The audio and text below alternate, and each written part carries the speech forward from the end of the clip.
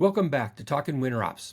I'm Rick Nelson, and I'll be your host for the 2025 National Winter Maintenance and Road Weather Briefing Series. This is our opportunity to catch up with our partners in winter maintenance and road weather to find out what they've been working on this past year and what they're planning for the future. These briefings are a way to see if their work might fit into your operation. But before we get started, it's important to give a shout out to the briefing sponsors, starting with the AASHTO Winter Weather Management Technical Service Program, who sponsors Talkin' Winter Ops. Their parent AASHTO committee, the Committee on Maintenance, and their close ties with the Maintenance Operations Technical Working Group, and of course the state DOTs, whose yearly contribution to the Winter Weather Management Technical Service Program make all this possible. So sit back and listen in on this winter maintenance and road weather briefing. So Wilfred Nixon, it's so good to see you again. Well, likewise, Rick. Thank you very much for having me. It's great to be here and happy to talk with you and your many listeners about what's been going on with the Professional Snowfighters Association. Yeah, so what has been happening this last year, Wilf? It seems like there's been lots of things taking place and going on. Well, I think actually that's a very fair comment. There's been a lot of change in the various support organizations around the winter maintenance industry in North America. We've seen certain long-standing groups, for one reason or another, stepping back from their leadership roles. And that's disturbing, I think, for all of us. We're still dealing, in many ways, I think, with certainly an industry-wide fallout from COVID, where a whole lot of people with a whole lot of experience retired, and we're still dealing with that. Mm-hmm. We've also seen a significant change in the way that AASHTO is doing business. They've reorganized substantially, and we're seeing a significant change just very recently in how the Transportation Research Board is doing business. We've got great things still happening with the American Public Works Association. They had a very successful snow conference earlier this year in Grand Rapids, and I'm sure you'll be, if you haven't already, you will be speaking with Matt Marime from APWA's Winter Maintenance Subcommittee. Mm-hmm. Lots of things going on there, and in the midst of all of this, we have ourselves, the Professional Snowfighters Association, and we are still working on our goal of creating a community of good practice, putting out training videos, putting together more comprehensive training programs, investigating those things. Slight change this year. We would normally in August have had a meeting in the Chicago area, but it turns out APWA is doing its PWX, its big annual meeting in Chicago in August. So we'd have disappeared in the background noise. We'd have been a little ripple on Lake Michigan. So we're doing things. I've got a series of webinars that I'm lining up to cover a variety of aspects of winter maintenance, and part of what I'm seeing as well is a broadening of our industry in the sense it is becoming much more focused on other things as well, and that may require a bit of that sounds a bit mysterious as I say it, but it's not. It's really saying, you know what, winter maintenance has this link with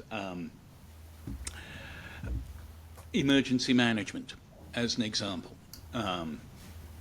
It has a link with asset management. It has a link with new technology what I have learned over the last year is called technology debt, which impacts a whole bunch of agencies around the US, and is a very interesting concept, and unfortunately one that I think many of them are wrestling with. And we're also running into this whole issue of there's AI going on in the background, a lot of stuff happening there, which is, nothing wrong with any of that.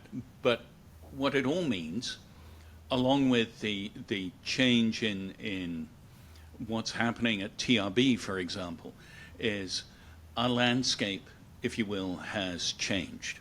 Right. It's no longer enough just to think in terms of winter.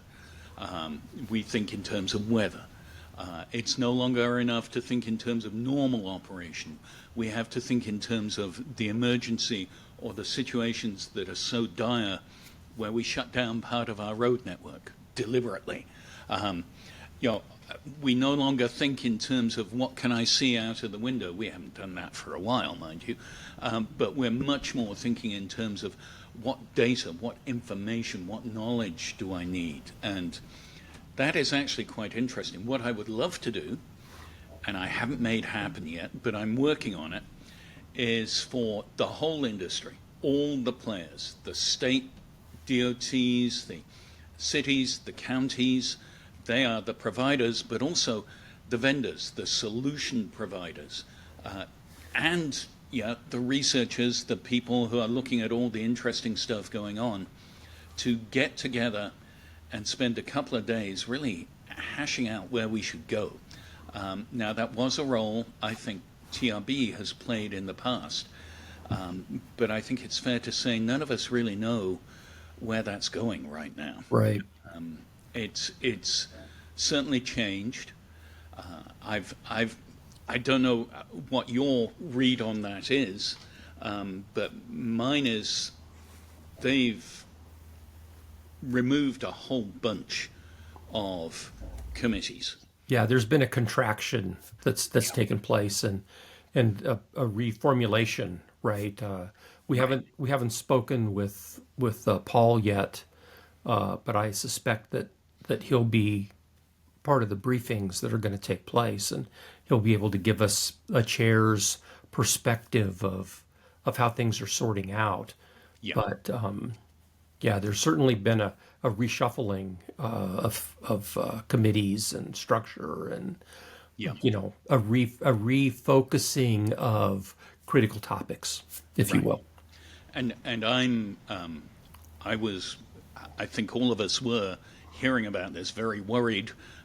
So I'm pleased that we still have a committee that is focused on winter maintenance and weather things, but where we used to have two, now we have one. Not a bad thing, or a good thing, it's just a thing. Right. And we are going to have to learn how to navigate that and how to think about that. And there are some other topics.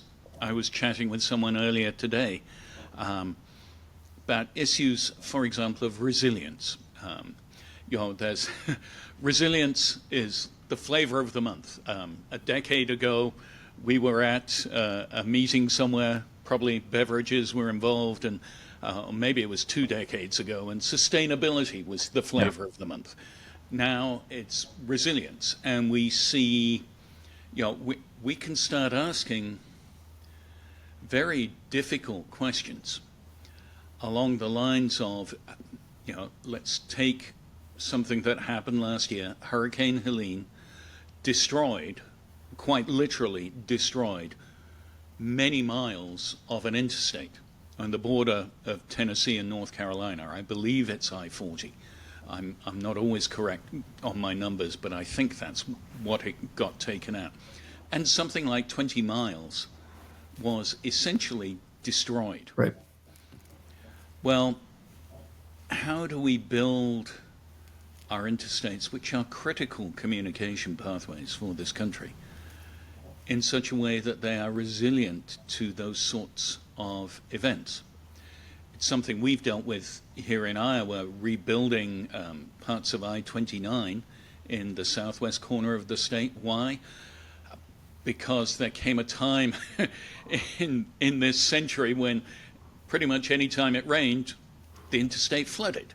It wasn't quite that bad, but it was flooding way too often. We had to, the Iowa DOT, had to make it more resilient. And are there ways in which we can begin to identify parts of our road network that are less resilient in terms of weather-related events? Right. Well, and there's two ways to look at resilience too, right? Well, if there's design resilience, right, which is what you're talking about, and Yeah. then there's operational resilience, Yeah. because you can't. I mean, there's not enough money.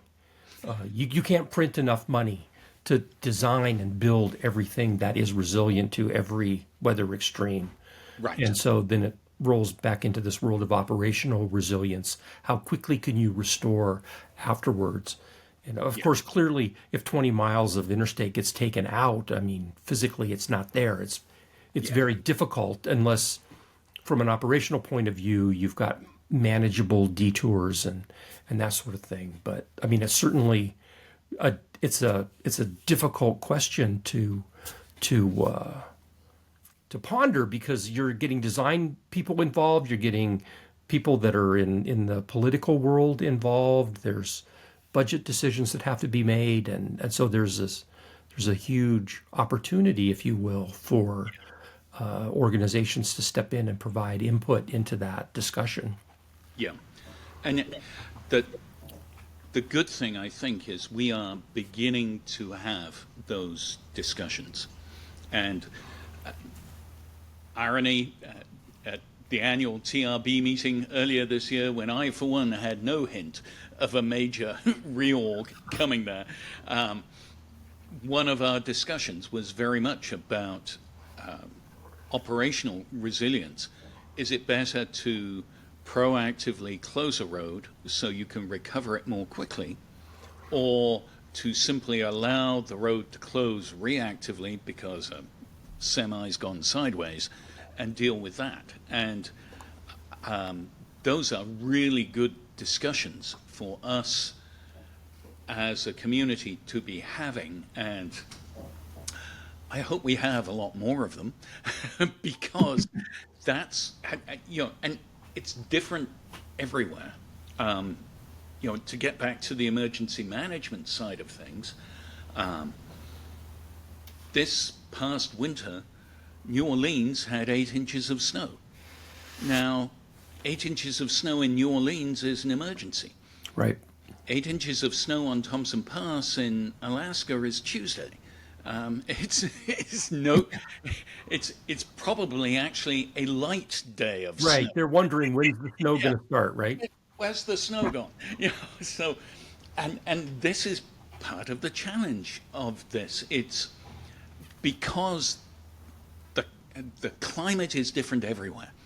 It doesn't make sense for New Orleans to have a bunch of snowplows, and it doesn't make sense for Minneapolis not to have a bunch of snowplows, right? So you can't say, well, every city should have this many snowplows. No, it's nonsensical. We have to, and that makes it much harder to get our arms around and to come up with good solutions, because we are really smacked in the face by the cold fish that says one size does not fit all.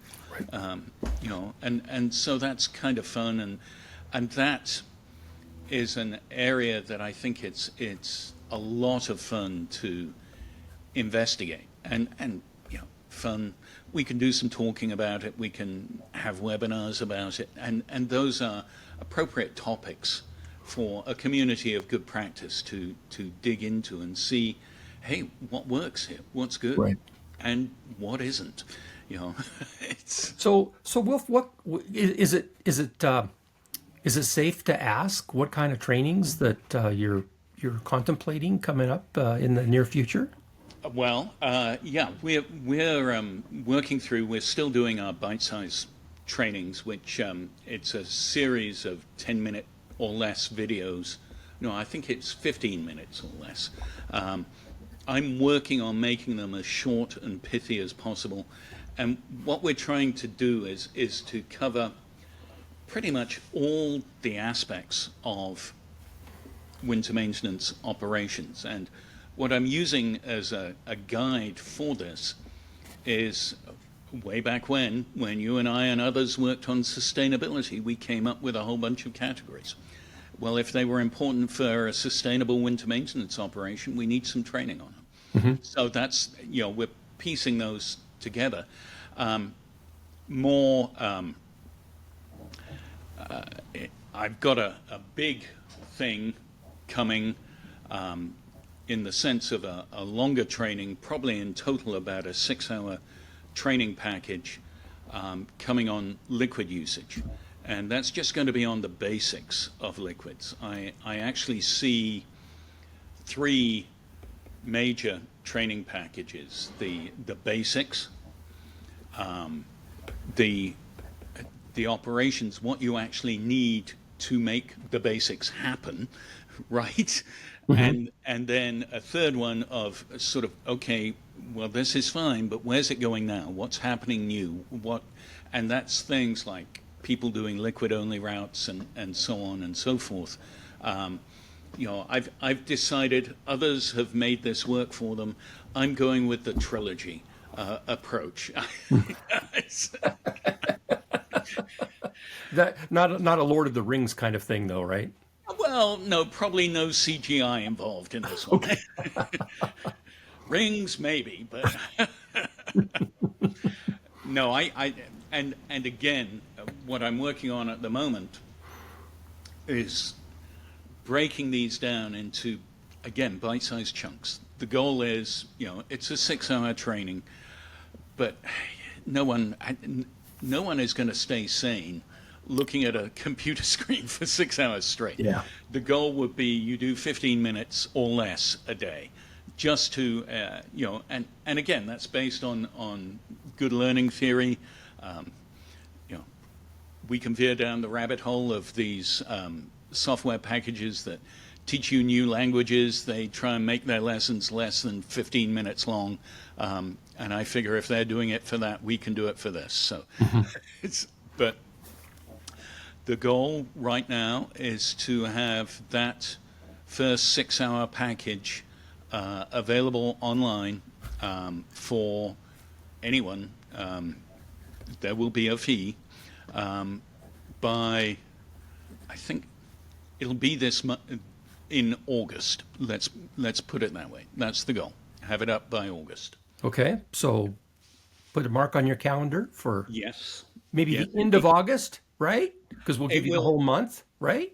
But It's going to be before PWX, which is I'm heading into Chicago for the PWX meeting because I've got some pre-meeting stuff.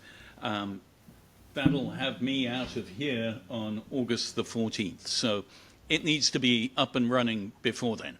yeah. Okay, So, we'll look for it. yep. Oh, trust me, you'll be hearing. But the bottom line with these things is it has to be accessible for people. It has to be useful.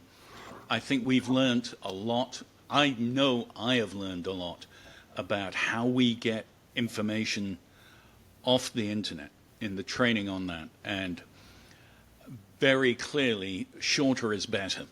And yeah, I was a university professor for a long time, which made me think that the minimum real slice of time you could do anything in was 50 minutes. And that, frankly, it doesn't work for people anymore. And so I want to be where people are, and that's where we want to go. Doing some other stuff as well on AI and public works in general.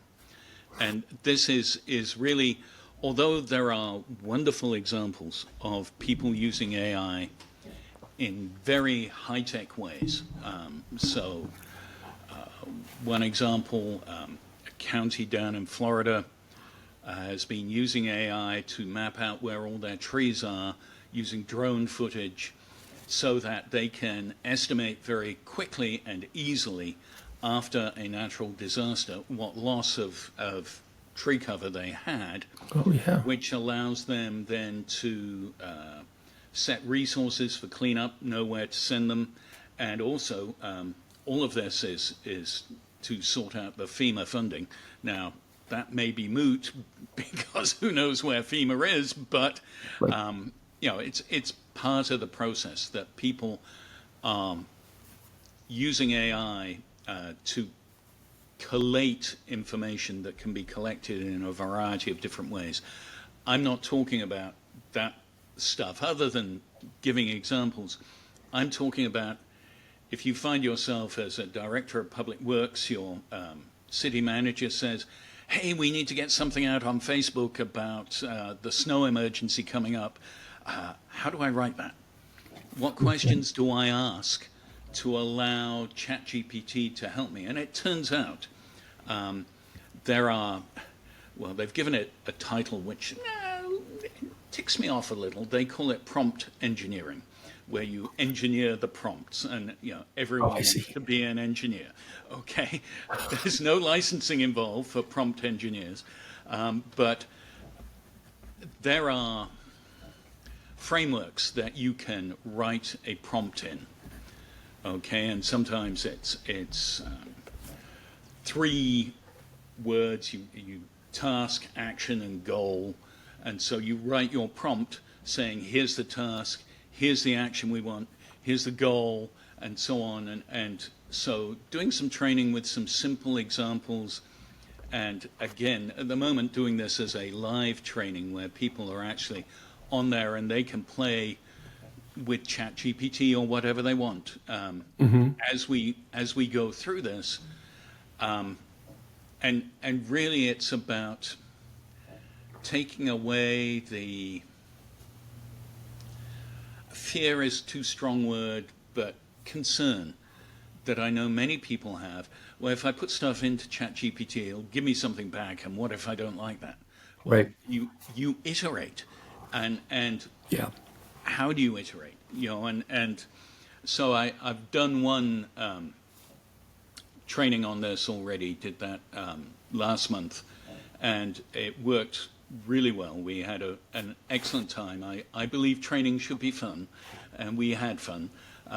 But I'm going to shrink it down and just do the prompt stuff for the next few offerings, because the higher end stuff, where you can create what they call a custom GPT that will do certain tasks for you, so you can create a specific, I guess it's a sub-program within ChatGPT that would, for example, look at drawings that get submitted to a city planning office and be able to check whether those drawings met certain simple specifications.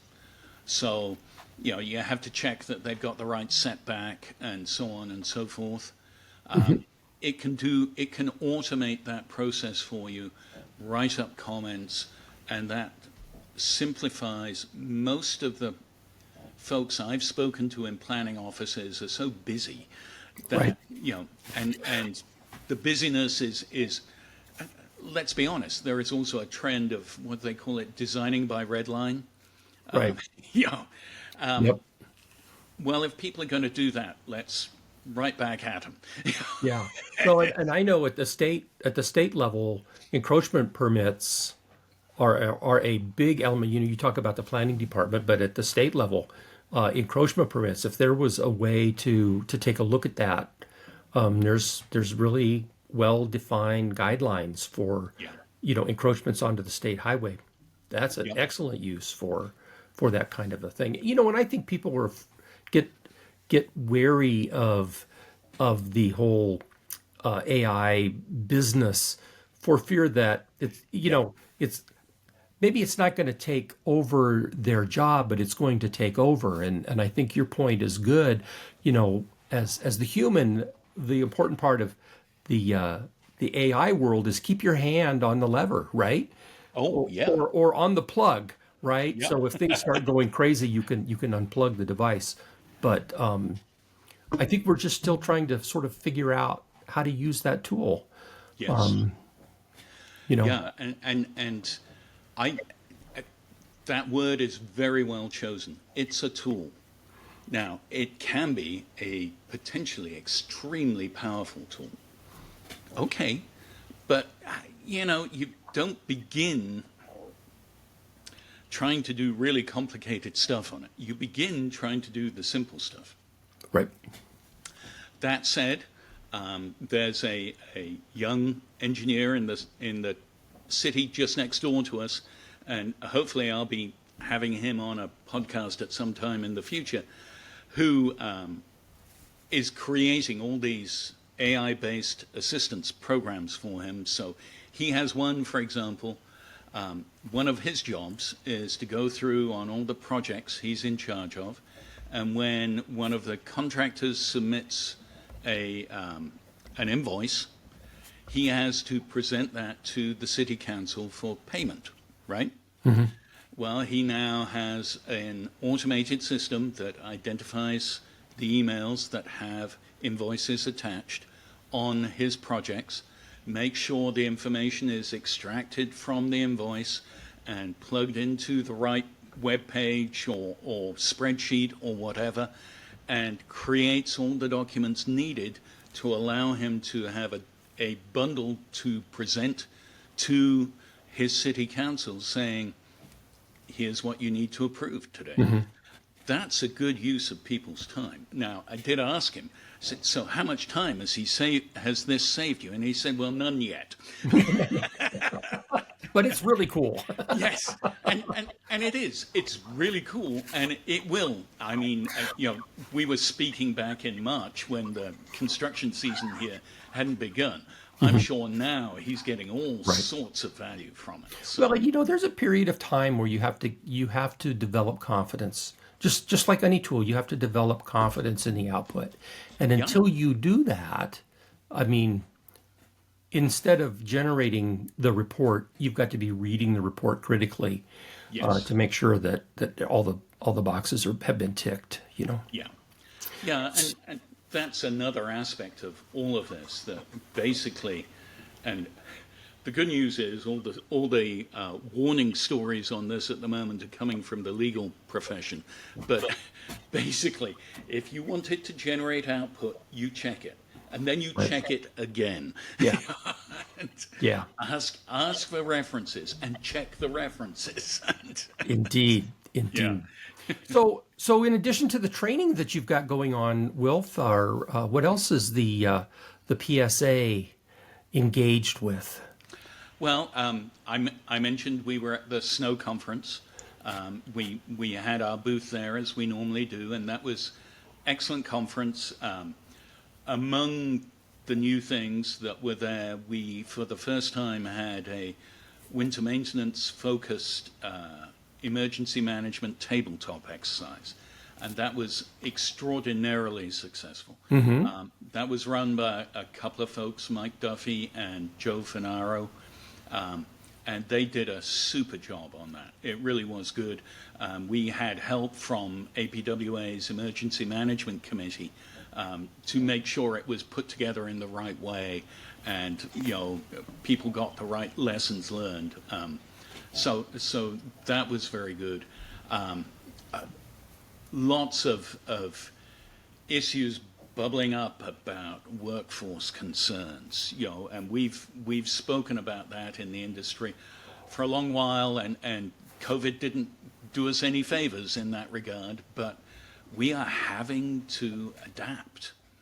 And really interesting presentation from the spouses of a couple of folks who've been working their whole careers in winter maintenance, from driving the plows on up to what's it like dealing with these things as a spouse when your husband gets called out at 3 a.m. on Christmas morning to go and plow. And those are very interesting discussions for us to have, and the recognition that for our workforce going forward, those issues have to be addressed.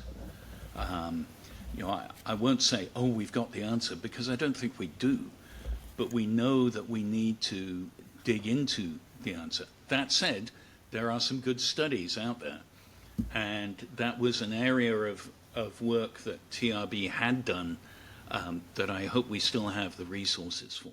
So, we'll see. But Well, the whole partners, they play such a significant role in getting that work done, and I mean, it's not unique to winter maintenance professionals, but I mean, when you look at law enforcement, you look at fire, you look at the military, the spouses play a huge role when their partners are deployed or called away, or things like that. One of our briefings was with Todd Law in Vermont, who's the chair of Clear Roads this year, and he was talking a little bit about his involvement in the big flooding that took place a couple of years ago. yeah, And as things evolved, and this happens everywhere, right? But as yeah, things evolve, it's like they tend to lean on you. yeah. And now you're doing your job and half of somebody else's job and a quarter of somebody else's job. And there's nobody to look at this thing in particular. So you get to handle that. And he said he had to send pictures to his wife every now and then so she'd remember what he looked like. You know.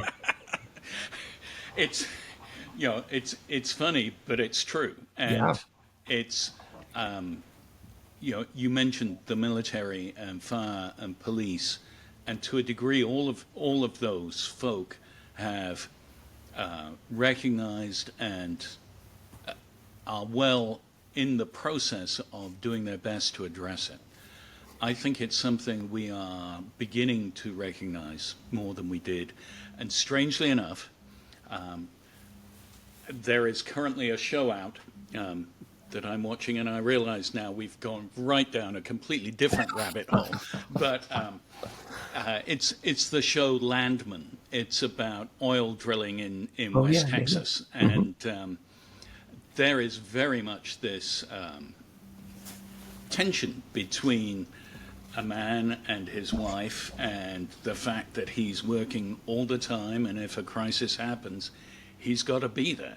And, she is not necessarily happy about it. Now, there are a whole bunch of other dysfunctions going on in that relationship that we don't need to get into, but there is the basic there, that if you are in a job that requires you to basically be on call 24/7, 365, it has an impact Yeah. on the family. So that's one that's coming. The other, and I think I mentioned it's bubbling up, this technology debt issue. And I think we're going to see more of that. PWX will have some on that, although that tends to lag a little because all of those presentations have to be in at least a year before. But, we will be out as well at the Western Snow Conference. We'll be there. When is the Western Snow Conference, Wilf? It's the back end of September, and I can give you an actual date. It is the 24th through 26th of September. Okay. And registration should be coming if it's not, right? It should be, yes. Yeah. I'll have a look at that. It would surprise me if it weren't up already, but I can't say for certain. I will find out and send you a link as soon as I have it. Somehow May sticks in my mind. Yeah, that would make sense. I mean, those things sort of open up early, and I know they've got the agenda pretty much set at this point. They're probably tweaking bits here and there, and So, Wilf, what kind of resources can folks find at the Pacific or the Professional Snowfighters Association's website? right. We have a number of resources that are available to anyone. And just come in, and we've pulled together stuff from Clear Roads, stuff from the old Salt Institute publications, a variety of publications from state agencies, state research reports, that sort of thing. Some old, some new. We even have a rather grainy PDF copy of the original pre-wetting study that Michigan DOT did back in the 70s. So that one is definitely typed. It's you can see that. So that's grainy, but it's there. And as an example, we've tried to get examples of city snow policies and snow ordinances, things like that, so that people can see, if ever you have to do something like that, we need a snow plan. Well, the best way to begin is with somebody else's. Right. That's right. And there's no need to reinvent the wheel. So we have that up. But then for our members, we have all our bite-sized training is available for our members, as well as video recordings of our webinars, and those are going back, 5 years now at least. And again, I will be upfront and say on the video recordings of the webinars, those webinars are or were done in university professor mode. In other words, they're about an hour long. So, if you need to kill an hour, they're good. Good cure for insomnia, right? Yes, exactly. Yes, the good cure for insomnia. We are trying to bring things down, and one of the things I've found, and I know you and I have talked about this, is very often we get more value if we get away from death by PowerPoint, and move toward the fireside chat. So, that's how we're trying to do things these days. It's fireside chats, it's having polls and trying to engage the audience and, give you a reason to, let's be honest, we know what happens, okay? People are on and they're doing their emails in the background. That's okay. Life is busy, but, as long as they're doing their emails and not rushing out to mow the lawn during the webinar, we're probably okay. Yeah. So, Wilf, you talked about membership a little bit. Yeah. I think you've got 2 levels, right? A membership, individual and agency. Yeah. We have an individual membership, which is the stunningly high price of $25 a year. And then we have agency membership, where you can get anyone in your agency who needs it can get an account that allows them to access all of these things, and that comes to $500 a year. Now, we thought about differentiating between the really big agencies and the small, tiny ones, and we decided if you're small enough that it makes sense to only get individual memberships, that's fine. But I don't want to mess around with 17 different tiers of membership. We go with one price on that. I think in our conversation that we've had here over the past 30 minutes or so, there's been reference to public works directors and cities and locals and things like that. But I would like to, say that I think the work that the Professional Snowfighters Association does really cuts across all of those political boundaries. I think it's probably just as relevant to a state maintenance engineer or a state maintenance supervisor or a state maintenance foreman as it is to a public works director or a crew. The snow that falls on the city streets is the same snow that falls on the state highways. And, I would hate for our state listeners out there to sort of say, well, that's a local kind of a program, when in fact the resources that you have and the webinars that you do and the fireside chats that you have really are relevant across the board. Well, thank you for saying that, Rick. And we do have a number of state members, where the whole state DOT has signed up, and that's that's awesome for us, because a community is not a one-way direction of information. I learn, and I hope to learn all the time from our members in terms of, hey, what about this? Or what about that? Or is this a concern? Is that a concern? With some of the state level members, concerns about legislation have come up. There are always some state legislators who believe the way to deal with winter is to legislate it out of existence. And winter doesn't really care very much. But That's right. and probably would tell them that they have no standing in that regard anyway, but Yeah. it's a more theological argument, though. So you can't. But no,